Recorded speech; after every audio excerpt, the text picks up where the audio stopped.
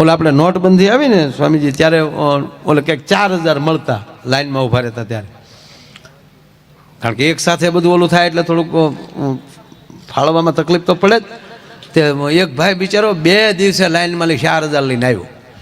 પછી 2000ની નોટો ઘરે તો જોયું નચ્યું કોઈએ. તે એ ભાઈ બિચારો 2000 રૂપિયા લઈને આવ્યો અને 2 દિવસા લાઈનમાં હતો એટલે સીધા કપડાં ત્યાં મૂકી અને બિચારો વયો ગયો બાથરૂમમાં નાવા ગયો ને. પછી લાઈન આવ્યો એટલે ઘરવાળીએ ગગલાવ્યા બેને. એ કે પૈસા મળે ન મળે ચિંતા ન કરાય, ધંધો ન બદલાવાય. બોલો કે મેં શું ધંધો બદલાવ્યો? લોટરીની ટિકિટો શું લેવા મળ્યા? બોલો કે હું ક્યારે લોટરીની ટિકિટ લેવા ગયો? અરે મેં આગળ તમારા ખિસ્સા જોયા, 2 ટિકિટ નીકળી ગુલાબી. ક્યાં નાખી? એ તો મેં ફાડી નાખી દીધી. એ ટિકિટ નહોતી, એ જ મુદ્દો હતો. હા હા હા હા. અને રૂપિયો તો ખરેખરો છે હો સાહેબ. એ પૈસો પ્યાર કરાવે સંસારીને, પૈસો પ્યાર કરાવે. એક ભાઈ રોજ સ્વામીજી એકલી લોટરીની ટિકિટો જ લે. અને ભાઈ અભણ, બેન ભણેલા. મૂળથી બેન જ રવાડે ચડાવેલો. કાંઈ કરવું ન પડે, જો એક ટિકિટ લાગી ગઈ હોય ને તો ભાવ સુધરી જાય. ને ઓલે ટિકિટે ચડાવી દીધું. બમ્પર ઇનામ 3 કરોડ, પહેલું ઇનામ 3 કરોડ. અને આ ટિકિટ લઈ આવ્યો. અને સમય જતા જેથી ડ્રો હતો એ ડ્રોની તારીખનું છાપું બેને લીધું. અને સ્વામીજી બન્યું એવું કે એ પહેલું જ આને લાગી ગયું 3 કરોડ. બેને નક્કી કર્યું 3 પૈસા ભેગા ભાડ્યા નથી ને આને 3 કરોડની ખબર પડશે તો કમાઈને સટકી જાય. અને આપણે સત્તા ધણી વગેરે થઈ જાય. તો કરવું શું? તો એ અંતરિયાળ એક સાધુની મઢી હતી કુટિયા. એટલે કાંઈ સાધુ જેવું ના, પણ બિચારા મૂળ તાયે સડી ગયેલા. હવે ગાંજા ચોખા પીવે, હજી કાંઈ ગુરુ બુરુ ધારેલા નહીં, ખડિયા પલટન.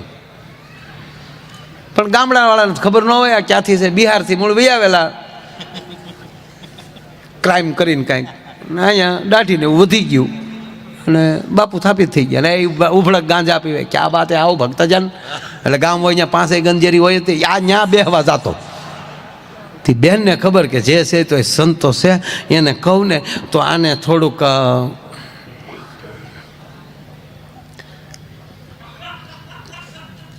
બોલવા દે, પછી દાંત કાઢી. તો એ બેન ત્યાં ગઈ ને કીધું કે બાપુ પ્રણામ.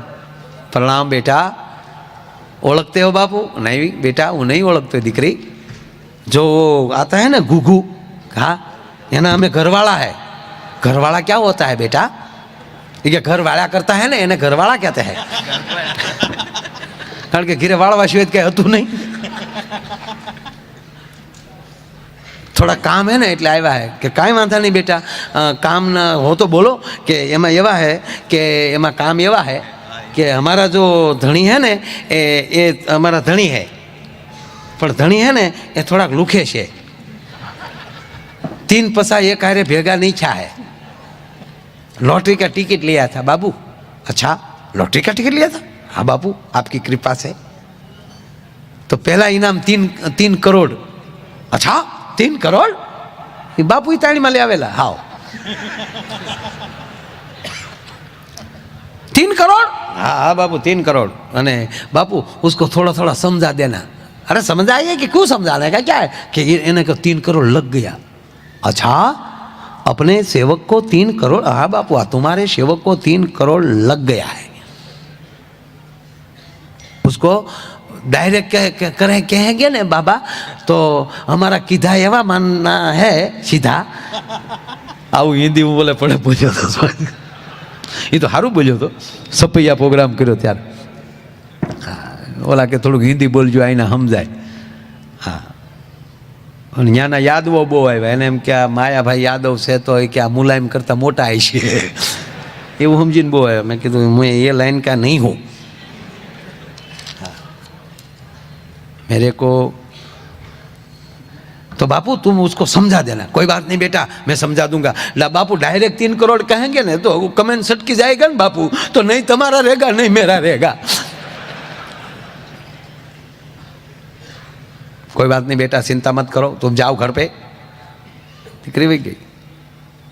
सेवक आया, आओ गुगेश, क्या चल रहा है? बापू बहुत अच्छा चल रहा है, चलाओ चलम बनाओ. चलम बनावी. गिरनार के सिद्ध, आबू के बाबू, उत्तराखंड के योगी, सलम के सभी भोगी, सलम में सभी अलम, अलख निरंजन.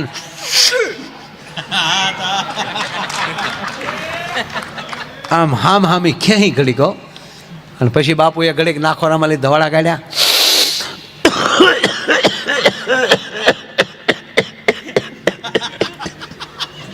આપણને એમ થાય કે બાપુને ઉધર પૂરી થઈ પણ અધેર સડી ગઈ હોય.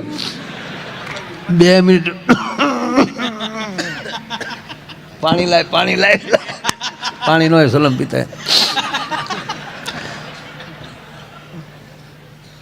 तो 2-3 शर्ट मारी पशी की तो देखो बोलो गोगो, हाँ बाबू तुम लॉटरी का टिकट ले आए? कहा बाबू ले आए. भोलेनाथ की कृपा के भाई बेटा, लॉटरी का टिकट कौन लेता है? भाग्यशाली लेता है, और सदगुरु की कृपा हो जाएगी बेटा.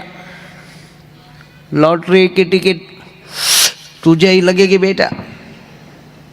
दांत मत काटना, पग की आटी मत लगाना, सीधा बैठना वरना भैरवा आएगा. हाँ, जरा सीखना, साधु के पास जाना, ही हाँ मत करना, बीड़ी बीड़ी पीना ले. हाँ देखो गुरु, तुमको लग जाए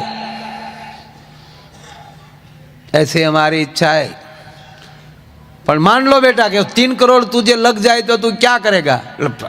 काई न हो ने त्यारे उदारता बहु हो. बोलो के बापू कहीं से नहीं, पर मान लो तुझे लग जाए तो तू क्या करेगा? बोलो के बापू अर्धा तमारा. ता बापू नी जटा छूटी गई, एने तो खबर जती लागेला सेडो 1.5 करोड़. बापू न बोला 1.5 करोड़. माया मोटी नागणी, સોરું પોતાના ખાય એમાંથી કોઈ ઉગરે તોય મોટો મણિધર કહેવાય. આ માયા મોટી નાગણી, એની વચ્ચેથી નીકળવા માટે કંઈકનું કંઈક કરવું પડે સાહેબ, અને એ સંત જ કરી શકે. આજ એના મુખેથી આ ભાગવત કથા સાંભળી રહ્યા છો, અને ક્રાંતિ સેવા ટ્રસ્ટ સરસ મજાની આવી એક હોસ્પિટલનું નિર્માણ જ્યારે અહીંયા થઈ રહ્યું છે,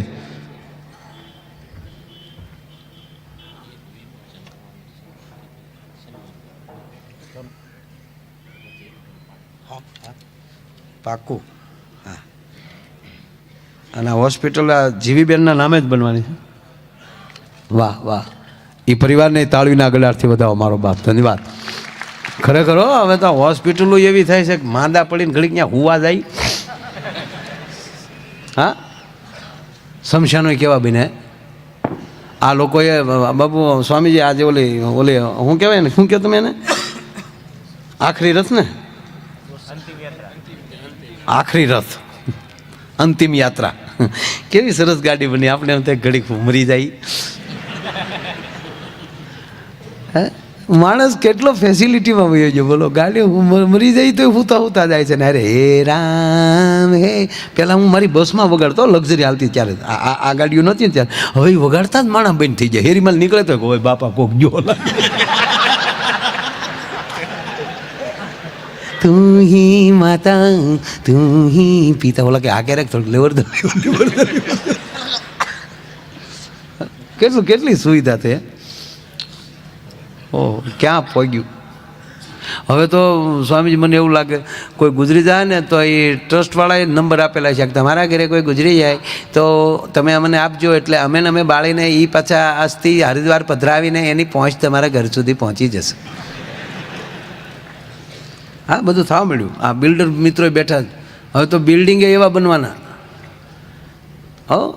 એપાર્ટમેન્ટ એવા બનશે કે મૂકા એમાં રસોડું નહીં હોય, ખોટી જગ્યા રોકે છે, કિચન. અને એનો આખું રેસ્ટોરન્ટ નીચે છે. તમારે જે જમવું હોય ફોન કરીને મગાવી લેવાનું. નીચે બોર્ડ માર્યું છે કે મહેમાનના પેટ ના હો તો ખાય ત્યાં ઉપર જાજો, અહીંયા રહોડાનું નામ છે નહીં. કારણ કે ધીરે ધીરે માતાઓને રાંધવા મળી રસ વહી ગયો છે. એક તમારું અન્ન તમારા હાથથી પાકેલું હોવું જોઈએ, એ જ તમારા શરીરને પોષણ આપશે. વચ્ચે મને યાદ આવ્યું એટલે કહી દઉં કે આપણે કોઈ ગુજરી જાય તો આગ ઘરેથી લેતા જાય છે. એનું કારણ શું છે? એનો મતલબ શું છે? હું અહીંથી લઈ જાય તો જ ને, હું લાઇટર ન હોય કોઈ પણ ગેસની કાકડીએ ફૂફાડો મારી દે એમ છે બધા. વ્યવસ્થા છે જ, પણ નહીં સાહેબ. તેથી ઘરમાં સુલાની અગ્નિ ઓલવાતો નહોતો, ધારેલો અગ્નિ રહેતો હતો. અને બાળકનો જન્મ થાય અને વૃદ્ધ બને ક્યાં એની એ જ અગ્નિએ એને મોટો કર્યો હોય. અને શાસ્ત્ર એમ કે જે અગ્નિએ તને મોટો કર્યો વિસર્જન એ જ અગ્નિ કરી શકે સાહેબ. એટલે ઘરેથી સાણું લઈ જતા. કારણ કે આ 5 ભૂતનું આ ખોળ્યું છે. એક ભાઈના પત્ની ગુજરી ગયા ને,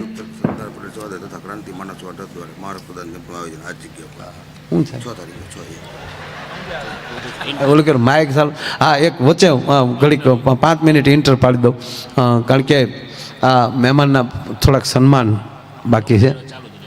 ડાયરો ચાલુ છે. આ વાત મારી જ્યાં અટકી છે અહીંયા તમે રાખજો, નહીં તો હું ભૂલી જાય, મારે તો રોજ ન છુપાય. પણ હવે હું એવું તમને કરવાનું છું, કારણ કે આમાં કોઈકે ઓલું લખ્યું હતું, આહિર માયા ડોલાવશે રાજકોટની કાયા. આવું ખોટા થળનું ડોલાવાનું ન હોય. મારા બાપ આ બધાને પગે લાગવા આવ્યો છે, બરાબર? બહુ સરસ. એટલે તમને હવે સંતોને ઘડીક દાંત કઢાવવા છે. દાંત હસો છો તમે, પણ આ તમારા ખોળામાં આળોટવાનો અવસર મળ્યો છે. એટલે પછી જે સામે મળે ત્યાં સુધી આનંદ જ કરાવવો છે. આનંદ જ કરું છું, પણ ખૂબ આનંદ થાય એવો આપણે પ્રયાસ કરશું. પણ બધા ટ્રસ્ટી ભાઈઓનું મને 2-3 વાર કીધું કે મહેમાનોનું સન્માન કરવું છે, તો હું વિનંતી કરું ભાઈ સંજયભાઈને એને કે તેઓ આગળનો દોર સંભાળે. અને એ પછી તરત પાછો જ્યાં અટકો છો મોકલા, ધ્યાન રાખજો. અમે પ્લેનમાં જતા હતા, એક મારી બાજુમાં પતિ પત્ની આગલી સીટમાં એક બેઠેલા. તે ઓલો ભાઈ વારાઘડી ઓલા એર હોસ્ટેસને બોલાવે, દીકરીને. આપણે દીકરી જ કહેવાય ને બેટા. એટલે બિચારી દીકરી ફટ દઈને આવે, હસતી હસતી પૂછે શું આપવું. એટલે આ નાસ્તો મગાવે, પાણી મગાવે. પણ જ્યારે ક્યાંક દેવા આવે એટલે એટલું મોઢું આમાં સ્માઇલ કરીને આપે. એટલે ઓલા ભાઈ એની પત્નીને ઠોહો માર્યો, જો આમ હોય આમ. તમારી પાસે કાંઈક માગીતા મોગા સડાવો છો. આ કેવી હસતી હસતી બધું નાસ્તો અને પાણી આપે છે, જો આમ હોવું જોવે. ત્યારે એ બેન એટલું બોલ્યા કે એ દાંત તારા ડોહા દરવાજા સુધી જ, અને મારે તારે પગીચા ઉતરવાના છે. રોજ તને એટલી સ્માઇલ આપું તો તને ડાયાબિટીસ થઈ જાય. માણસ મીઠો જેટલો હોય એ ભગવાનની કૃપા છે. અને હું તો એમ જ કહું, મીઠું જ બોલો, જેટલું બોલાય એટલું મીઠું બોલો. આપણી વાણી મધુર હશે, આપણી ભાષા મીઠી હશે, તો તમે ગમે એવું બોલતા હશે તો પરિવાર સમાજ એ સ્વીકારશે. આ કોયલ બોલે છે, એનો ટંકો કેટલો મીઠો લાગે, એના શબ્દો સમજાતા નથી આપણને. કોયલ શું બોલે સમજાતું જ નથી ને યાર, સમજાય છે? હું સમજવું દેતી હોય આપણને શું ખબર. હાલે હું આંબા ઉપર બેઠી હતી ને અહીંયા ખાટલો લઈને હું આવ્યો, બહુ સહજ વાત કરું, એના શબ્દો સમજાતા નથી. સારું જ બોલતું હોય, નો પ્રશ્ન, પણ ક્યારેક બોલતી હોય ખબર નહીં. જ્યારે બોલે ત્યારે એનો ટવકો મીઠો. શું કામ? એની વાણી મીઠી છે એટલે આપણને સમજાતું નથી, છતાં ગમે છે. મોર શું કહેવા માગે એ આપણને ખબર નથી, છતાં એનો ટવકો મીઠો છે એટલે સમજતા નથી તો એ ગમે છે. ઘોડિયામાં ઘૂઘવાટા કરનારું બાળક શું બોલે છે એ સમજાતું નથી, છતાંય ઘૂઘવાટો મીઠો છે એટલે ગમે છે. તાજા તાજા વ્યવહાર થયા હોય ને તાજા તાજા લગ્ન થયા હોય, કેવું મીઠું લાગે. હજી સંબંધ થયો હોય ને ફોન આવ્યો હોય અને સામેલી ઘડીક ન બોલે તો બોલ ને યાર, કેમ કાંઈ બોલતી નથી યાર. આમ જો બકા, આ ઓલી બાજુ બકા કે લે બકા, બકા તો ભાગવતનું પાત્ર છે, બકો અને બકી ને બકો. પૂતનાનું સાચું નામ બકી, એનો હગ્ગો ભાઈ બકાસુર. એ બે ઘરવાળી પછી એના પતિને કે બકા. એક બેન તો ખીજાણા, તારી કરતા તો કોઈક રાક્ષસ હારે લગ્ન કર્યા તો સારું હતું. તો ઓલો ઉભો બહુ કે બેન ભાઈમાં ન થાય, ભારુમાં ભલા થાય, કોઈ પાછું તો પડવું જ નથી. બોલો, વાણી અને વિવેક.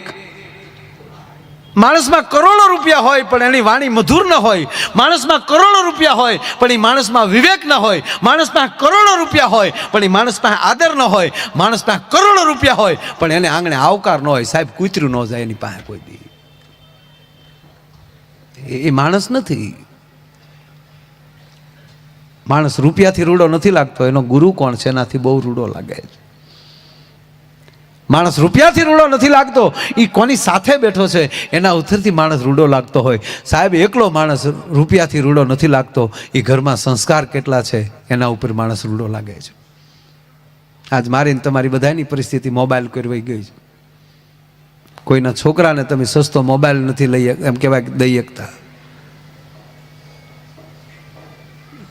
પરિવારને પ્રેમ કરવાનું આપણે ઓછું કર્યું એટલે છોકરાનો પ્રેમ ડાયવર્ટ થઈ ગયો, મોબાઈલમાં ને એમાં આવી ગયા. મારા વિદ્યાર્થીને મેં એકવાર હમણાં પૂછ્યું, સાંઈરામભાઈ અહીંયા આવ્યો ત્યાં સ્કૂલે, અને એણે પૂછ્યું, બહુ સારું પૂછ્યું. પહેલાં વખાણ કર્યા કે તમને ફેસબુક આવડવી જ જોઈએ, વોટ્સઅપ વાપરતા આવડવું જ જોઈએ. કેટલા છોકરા વાપરે છે અને આવડવો જ જોઈએ. 21મી સદી છે, ત્યાં તો ફટોફટ મળ્યું આંગળી વિશું. તો જાજામાં જાજા ફ્રેન્ડ કોને છે? તો એક છોકરો 5000 પગ્યો. પછી કીધું કે 5000 લે એક પણ તારા ફ્રેન્ડે કોઈ દી તને એવું મેસેજ મોકલ્યો છે તારામાં કે આવતા વર્ષની ફી તારા બાપાને કહેજે ન ભરે, અમે મિત્રો ભેગા થઈને તારી ફી ભરી દેશે, એવું કોઈ કીધું કે ના? દીકરીઓને પૂછ્યું કે તમારી ફ્રેન્ડો જે બેનપણીઓ છે એમાં એક પણ બેનપણીએ કોઈ દી એવું કીધું કે તારા બાને કહેજે સવારમાં પોતું ન કરાજે, એમ વહેલા અમે આવીને તારા ઘરનો કચરા પોતું કરી દે, કીધું કોઈ દી કે ના? તાક તો એ તમારા મિત્ર નથી, તમારો ટાઈમ બગાડે છે, તમારી ગતિને રોકવાની કોશિશ કરે છે, તમારા ધર્મને રોકવાની કોશિશ કરે છે, તમારા સંસ્કારને રોકવાની કોશિશ કરે છે. મહેરબાની કરીને અમારી બહાર આવો. આખો દિવસ. બીજી વાત, દરેક યુવાનો ભણે છે, કોલેજ કરે છે, દીકરી દીકરાઓ બધા, એને સાથી ઠોકીને કહું, ઘડીક અટકી જવું. ખરાબ વિચાર આવે ત્યારે. એક સંત બેઠેલા, રાજાએ એક એવી નૃત્યાંગનાને બોલાવી અને નૃત્યાંગના નૃત્ય કરતી હતી અને એના સદગુરુને ત્યાં બોલાવ્યા કે આપ સંગીતના જાણકાર છો, આપ બેસો. ટૂંકી વાત લઈ લઉં સાહેબ. અને એને અમુક રકમ થેલી ભરીને આપ્યા કે એવું લાગે તો આ ગાય છે ને એને આપજો, આ કલાકારને આપજો.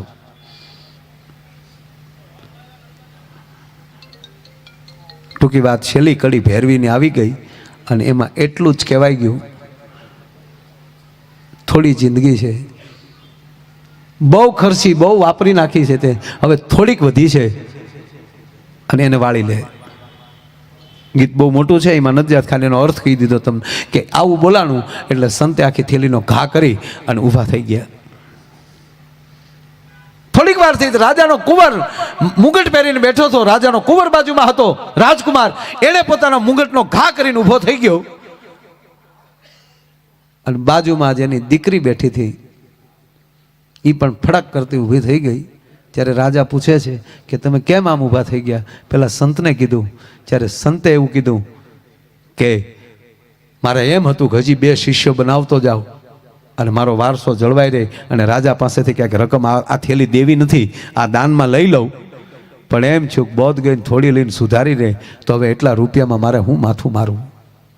રાજા એ જ મારો છે તો પછી મારે ચિંતા શું છે? આજ મારો સેવક છે. દીકરીને કીધું કે તમે મારો સંબંધ નહોતા કરતા, મારી બુદ્ધિ બગડી ગઈ હતી અને અશ્વપાલના દીકરા સાથે આજે હું ભાગી જવાની હતી, પણ એમ થયું કે જિંદગીમાં થોભી જા, સવારી લે, અને મેં નક્કી કરી લીધું કે મારો બાપ જે કરતો હશે મને ભરોસો છે. એ મેં ટાળી વાળ્યું એટલે અટકી ગઈ. રાજાના કુંવરને કીધું તે મુંગટનો કેમ ઘા કર્યો હતો? કે આજ બાપુ તમારો જ રાજ્ય વારો હતો. રાજાને કીધું ને મને ગાજ્ય નથી બેહાડતા ને એમ હતું કે આજ રાતનો ગોબો ઉપાડ લેવો છે. એટલે કીધું કે આવો જ બાપ હોય તો આ મુંગટને મારે શું કરવો? ભલામણા જેના માવતર જ આવા હોય તો સત્તાને મારે શું કરવી? એક ક્ષણભરનો વિચાર છે એ માણસને યુટર્ન મરાવી દે. માછલી પાણીમાં જ રહે છે, પણ એને પાણી પીવું હોય તો એ પાણી પીવા માટે એને થોડીક પલટી ખાવી પડે, અને એ પલટી ન ખાય ને તો એ માછલી પાણીમાં હોવા છતાં તરસી મરી જાય છે. એમ જીવનમાં તે પલટી યુટર્ન નહીં આવે ને તો હું તમે સંસારમાં હોવા છતાં, સમાજમાં હોવા છતાં એકલા ખોટા મરી જાઓ. સંગ હારો કરવો. એટલે વિદ્યાર્થીને વાત કરતો હતો, કોઈ પણ વ્યક્તિ જેના એમ વાત એટલી જ છે કે એમાં ભાવ કેટલો છે, સ્નેહ કેટલો છે. એટલે મને ગીત યાદ આવ્યું સાહેબ કે સાંભળ સૈયર રાજ એ રસિક દિલની એ વાત જો સાંભળ સૈયર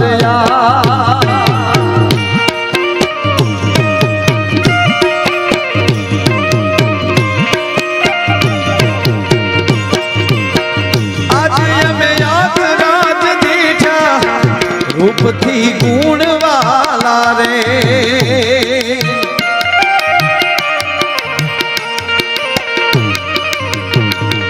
એ આજે અમે યાદ દીજા રૂપથી ગુણવાલા રે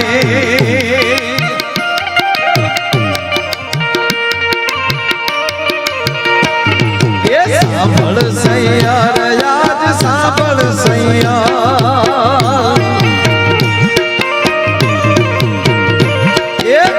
સાંભળ સૈયર આજ રસિક દિલની વાત જો સાંભળ સૈયર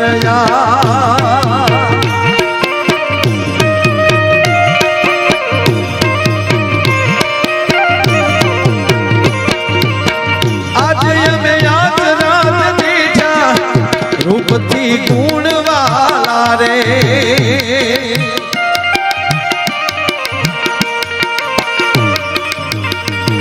એ આજે અમે યાદ રાત દીઠા રૂપથી ગુણવાલા રે ગુણવાલા રે ગુણવાલા રે.